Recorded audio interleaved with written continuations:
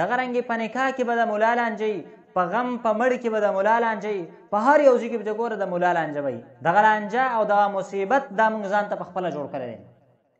ولې دین ګوره څه ګران نه دی، دین آسان دی، لیکن دا موږ ځان ته په زور باندې ګران کړی دی. نبی علیه الصلاة والسلام تعلیمات دا و چې یسروا ولا تعسروا، په خلکو باندې اسانتیا کوئ، په خلکو باندې ګرانتیا مه کوئ. ګورئ لکه د جنازې مونځ دی، په هغې باندې لانجه ده، خو مونځ ویل دی، درود شریف ویل دی، دغه رنګې نور دعاګانې دي، هغه ته هم یادولی شي، وړوکی هم یادولی شي، لوی هم یادولی شي.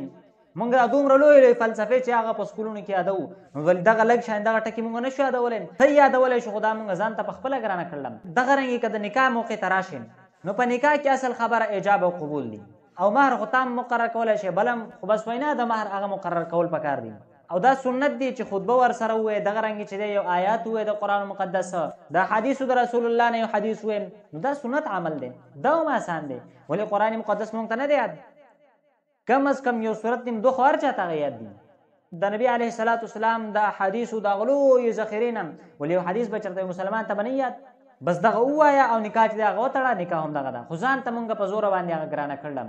نو نبي علیه الصلاة والسلام هم چې فرمایي، نبی علیه السلام فرمایي چې الدین یسر، دین هغه اسانتیا ده، صحیح ده، دین اسانی ده. ولن یشاد الدین احد الا غلبه، او که چېرته د دین سره سرزوري وکړله چې دین درته یو کار اسان کړی او ته خامخا ځان ته ګرانې، نو ولن یشاد الدین احد الا غلبه، دین سره چا سرزوري کړې ده، نو دین بیا په هغې باندې زورور شوی دی، هغه ځان بیا په خپله په مشقت کې ارتولی دی، د دین سره څوک مقابله نشي کولی.